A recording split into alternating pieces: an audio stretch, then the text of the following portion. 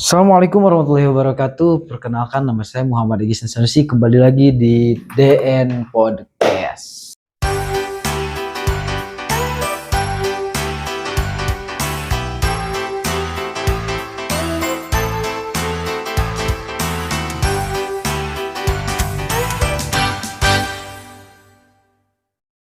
Alhamdulillahirrabbilalamin. Wassalatu wassalam ala asrofil anbiya'i wal mursalin wa ala alihi washabihi ajmain. Kembali lagi bersama saya Muhammad Egis Sanusi. Kali ini saya kedatangan salah seorang narasumber yang sama saja berasal dari salah satu pondok pesantren Darul Ni'am Al-Islami. Yang mana narasumber sekarang ini akan menceritakan beberapa pengalaman yang sangat ikonik atau dibilang sangat seru ada, senang ada, susah ada, komplit. Tanpa menunggu lama-lama, langsung saja kita sapa narasumber kita semua. Halo Bang Hamka. Alhamdulillah ya bisa ketemu lagi di studio. Iya. Bang Hamka, kalau boleh tahu, Bang Hamka itu mondok di Pondok Pesantren Darul Ni'am udah berapa lama? Saya itu mondok di sini itu dari tahun 2021. 2021. Iya, berarti sekarang kan 2025. Kurang lebih lah mau ke tahun kelimanya. Jadi masih tahun keempat ke kelima. Nah, takutnya nanti ada yang bertanya-tanya, Bang Hamka itu orangnya mana? Orang mana? Berasal dari mana? Emang Bang Hamka orang mana?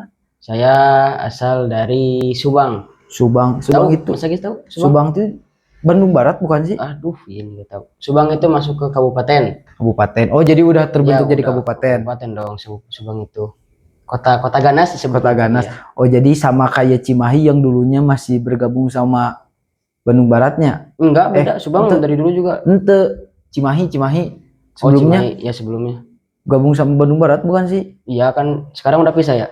Ada pisah. Jadi Bang Hamka berasal dari Subang yang bisa disebut dengan Kota Ganas. Kota Ganas. Nah, kalau boleh tahu Bang Hamka, selama Bang Hamka, tadi kan banyak nih request dari teman-teman, katanya coba dong panggil santri yang mempunyai cerita-cerita unik atau cerita-cerita yang asik dari mulai masuk pondok atau sampai sekarang, katanya penasaran, pengen hiburan.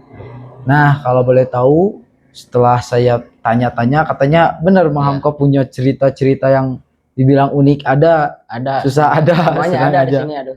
Coba Bang Hamka yang mana aja nih dari mulai pertama masuk pondok pesantren? Jadi sebenarnya itu cerita-cerita pengalaman saya sendiri ya, pengalaman pribadi. Semuanya kumpul di sini. Kumpul semua perasaan. Ada rasa senang, sedih, bahagia, susah. Kalau misalnya dari tahun pertama itu pasti ngalamin rasa sedih ya. Pasti pertama sedih. Soalnya kenapa? Soalnya kita kan baru pertama kali pesantren. Jadi kita kan masih ditinggal sama orang tuanya lah. Jadi belum merasa betah, pengen pulang ya kan. Pengen keluar dari pesantren. Itu tahun pertama pasti ngerasain rasa sedih. Itu juga bukan saya juga, teman-teman pasti santri-santri yang baru juga sama rasain rasa sedih. Kalau tahun kedua sih saya paling cerita sih ini. Cerita aja, gak apa-apa, cerita aja. Kalau tahun kedua itu masuk ke fase senang-senang sedikit, ada sedikitnya. Udah adaptasi ya? Udah adaptasi sama lingkungan sekitar. Soalnya gimana ya? Karena tahun kedua itu masih dibilang awal-awal. Soalnya kan kita kan baru tahun kemarin jadi santri baru. Sekarang belum disebut senior juga kan belum. Jadi gimana ya disebutnya ya? Tahap kedua lah, bisa disebut tahap kedua. Soalnya kan beres dari santri baru jadi santri udah agak lama lah gimana gitu ya seperti itu. Saya itu merasa rada senang-senang sedikit karena ya sebelumnya kan emang gak betah. Jadi sekarang udah ada rasa senang lah. Masih ada rasa campur aduk dengan sisa-sisa yang kemarin gitu. Nah, gimana? Cerita unik nih saat Mas Hamka sedang diterpa dengan masa-masa sedih waktu pertama masuk pondok, apa? Coba kasih tahu teman-teman. Penasaran banget nih teman-teman. Pasti penasaran teman-teman. Saya malu ini sebenarnya, saya malu ini. Gak apa-apa. Tapi demi kalian ya teman-teman ya. Mengapa saya bisa sedih? Karena yang pertama kan ditinggal orang tua ya. Kan dari dulu saya emang gak pernah banget ditinggal orang tua kan. disebut anak manja, iya saya disebut anak manja ya Mas Agis. Sebut anak cengeng, iya saya disebut anak cengeng teman-teman. Tapi dah gimana lagi kan, kita namanya juga masuk pesantren, jadi kita harus belajar mandiri sendiri, harus bisa apa-apa dengan diri sendiri. Jadi gimana ya, makanya saya sedih itu kan, pertama ditinggal Orang orang tua. tua, yang kedua ditinggal teman-teman sendiri yang di rumah, ketiga ditinggal saudara-saudara yang dekat gitu. Jadi waktu awal saya masuk sini itu hari Selasa kalau nggak salah, tanggal 29 Juni 2021. Itu tuh waktu jam berapa ya? Jam 2 sore kalau nggak salah, 2 siang. Jadi waktu teman-teman santri udah pada pulang ngaji, saya baru datang ke sini. Langsung saya ke Kang Haji, saya bersilaturahmi, mau segala gitu, mau daftar gitu. Nah, uniknya itu ya Mas Agis, di sini itu sebelum kita jadi santri itu, kita bacain satu teks, yaitu berupa janji santri. Oh iya. Ya tahu kan Mas Agis, pernah baca gak? Tahu pernah. Mengapa kita harus baca teks tersebut? Karena apabila kita, jadi supaya apa ya, supaya kita disebut sah sebagai santri Darul Niam, dan juga supaya terikat dengan peraturan-peraturan yang ada di pesantren. Misalnya kita melanggar pesantren, kita harus dijatuhi hukuman. Apabila kita melanggar lagi, terus kita menolak hukuman tersebut, ya bagaimana lagi, kan kita udah janji sebelumnya. Jadi ya mau gimana, harus taat dan patuh. Ya. Waktu itu pas beres saya ke rumah Kang Haji, saya itu langsung ke Kobong, nyari-nyari Kobong. Waktu itu dicariinnya sama, dibantuin sama Mas Ikin. Tahu Mas Ikin, Mas Agis? Awal mulanya itu saya ke Kobong 10 teman-teman. Di situ masih sama orang tua, terus orang tua beres-beresin lemari itu sama saya, beres-beresin lemari, beres-beresin baju. Udah agak lama, orang tua saya pulang. Di situ tuh saya itu mulai nangis di Kobong sendirian. Terus ada teman juga lah, teman baru yang supaya menghibur, supaya kita gak nangis. Nah, tapi tetap aja saya nangis Mas Agis. Nangis? Iya, nangis kencang banget malah itu. Kalau diingat-ingat, aduh malu sebenarnya itu. Malah saya sampai ngejar orang tua saya di parkiran, ngejar sampai keluar gerbangnya. Jadi emang responnya kayak anak manja banget ya. Anak manja banget, aduh anak cengeng. Kayaknya orang lain gak kayak gitu ya. Gak kayak gitu. Ya saya doang ya. Tapi siapa tahu ada teman-teman yang lain juga lebih dari Mas Hamka. Siapa tahu ada lah. Hamka tadi kan udah ngasih tahu nih masa-masa mode minerva atau mode sedih. Nah, kalau pengalaman Hamka setelah beradaptasi boleh diceritain? Boleh banget. Boleh. Coba. Pengalaman saya setelah beradaptasi itu sebenarnya masih ada rasa-rasa sedih ya, walaupun masih adaptasi. Itu kan kita kan baru awalan jadi santri baru di sini, jadi masih ada rasa-rasa pengen pulang ke rumah. Jadi jiwanya itu masih di rumah itu. Tubuhnya di sini, jiwanya di rumah gitu ya. Lagi itu saya sendiri berkenalan dengan teman-teman. Kayak saya punya teman yang namanya Jono itu. Ada Jono, ada Ahmad. Ya, boleh sebutin nggak boleh? Ya, boleh. Jono, Ahmad, Miko ya, sama yang lain-lain lah. Setelah itu saya bercerita juga sama teman-teman. Misalnya kenalan kan, pertama kenalan, dirinya saya namina cina. Kalau saya gitu ditanya gitu sama teman. Namanya Abi Hamka. Oh, orang mana? Orang Subang. Oh, orang Subang cina. Ya orang Subang tadi paling mana cina. Aduh, Sugan terang ya saya bitanya. Kirain tahu gitu Subang tuh yang mana. Saya jelasin Subang tuh di sini. Langsung tiba-tiba apa coba? Apa? Oh, makanan enggak? Langsung ditanya gitu teman-teman saya. Jadi intinya langsung itu intinya kayaknya pengen ngajak kenalan gitu, kayaknya mah intinya pengen lapar gitu kan. Aduh, itu saya ditanya sama Jono itu, aduh orang itu parah banget. Ada makanan enggak? Aduh, padahal gak usah basa-basi. Kalau minta makanan aja sebenarnya. Tapi kan biasa di pondok mah hiburan seru. Saya gitu makan bareng-bareng sama teman. Setelah itu masih banyak teman lagi kan, waktu itu sampai ada 80-90 santri gitu. Wah, angkatan saya itu. Angkatan Ya sekarang bisa berapa orang lah, paling belasan puluhan. belasan sekarang, Iya. puluhan.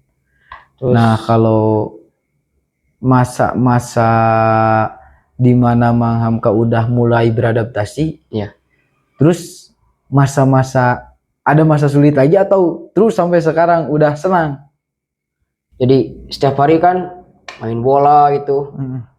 Di sini waktu itu ada main bola, ada adu kaleci itu di Adu belakangnya, kaleci, di ya. dekat dapur adu Permainan-permainan Iya. dari kampung. kaleci. Dari kampung ada di sini.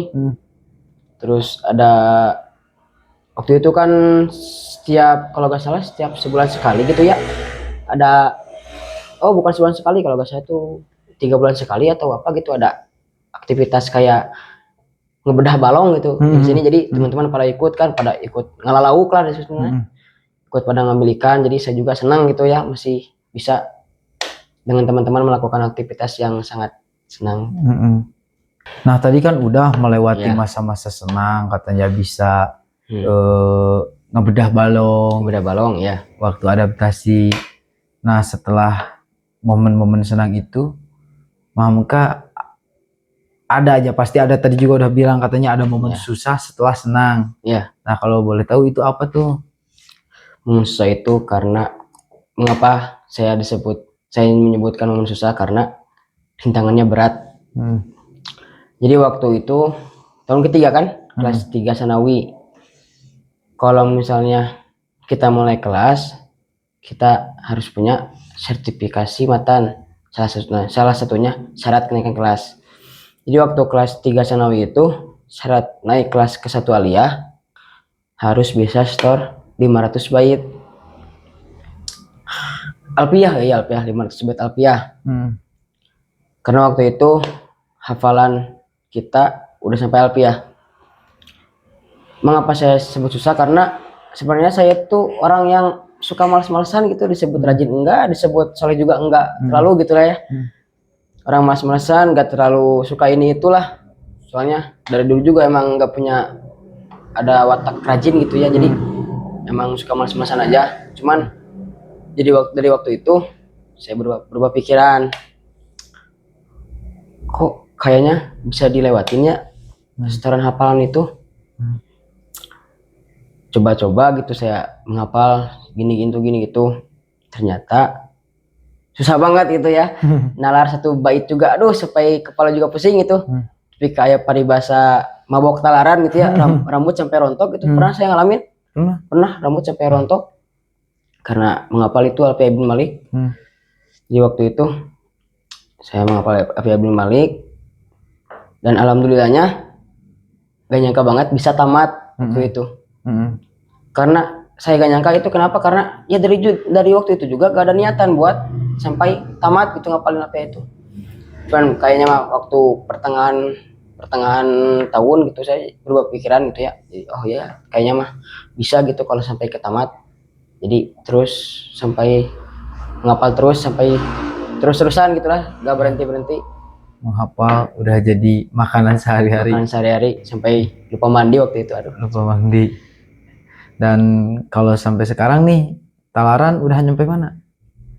Nah, talaran udah sampai ke Kudul Juman. Allah subhanallah. Jadi mulai alfiyah, sulam, Munawarok, johar, maknun, juman ya? iya Juman. Ya juman. Kudul juman sekarang kan? Alhamdulillah. Yang Hamka, terima kasih nih udah berbagi beberapa cerita unik kepada semua penonton. Kalau boleh ada pesan-pesan atau motivasi untuk semua penonton, boleh? Boleh. Coba. Untuk semua yang nonton, khususnya anak-anak yang sedang fokus belajar pada kegiatan masing-masing, saya cuma mau bilang kalau kalian harus manfaatin waktu kalian dengan sebaik-baik mungkin. Karena waktu itu adalah emas. Ya segitu aja sih, gak banyak-banyak. Ya cukup menarik ya Mang. Ya untuk kalian teman-teman semua, jangan lupa klik tombol subscribe, like, dan komen. Jangan lupa aktifin loncengnya agar gak ketinggalan video-video selanjutnya. Untuk podcast kali ini sekian dulu dari saya. Mohon maaf bila ada kesalahan. Assalamualaikum warahmatullahi wabarakatuh.